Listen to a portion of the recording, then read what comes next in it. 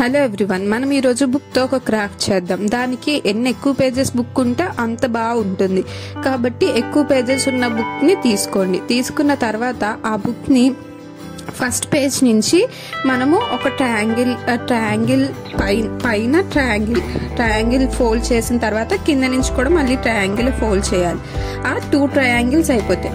ఆ page complete అయిపోయినట్టే. Next పేజ్కి వెళ్ళి నెక్స్ట్ పేజ్లో ఏం చేయాలంటే పైన ట్రయాంగిల్ చేయాలి. ఫస్ట్ పేజ్కి ఎలా చేసామో అలా పైన ట్రయాంగిల్ చేయాలి. అండ్ కింద ఆ ట్రయాంగిల్ని హాఫ్గా ఫోల్డ్ చేయాలి. అంటే రెక్టాంగిల్ ఫామ్ అవుతుంది.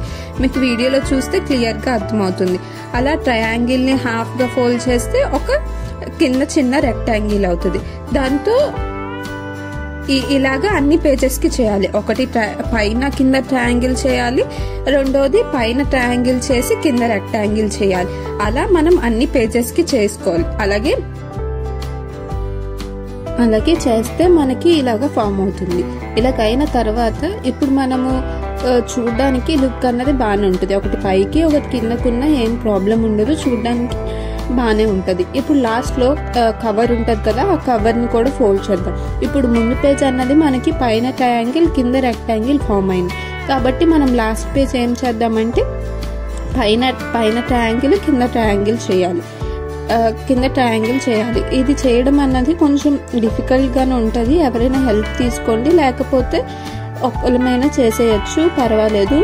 దీనికి మనం గట్టిగా ప్రెస్ చేస్తే అప్పుడు అది స్టిఫ్గా ఉంటుంది. మీరు అంతసేపు ప్రెస్ చేయలేరు అనుకుంటే స్టార్టింగ్లోనే స్టాపుల్ చేసేసిన తర్వాత అప్పుడు ప్రెస్ చేయండి.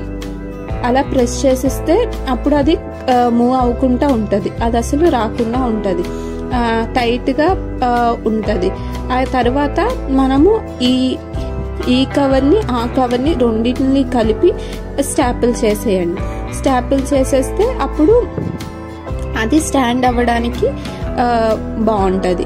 ఇప్పుడు నేను లాస్ట్లో ఒక పిక్చర్ పెడతాను. అది స్టాండింగ్లో ఉంటే ఎలా ఉంటుందో అప్పుడు మీకు క్లారిటీగా అర్థమవుతుంది. ఇదే పిక్చర్ ఎలా ఉందో కామెంట్ సెక్షన్లో చెప్పండి. Thank you.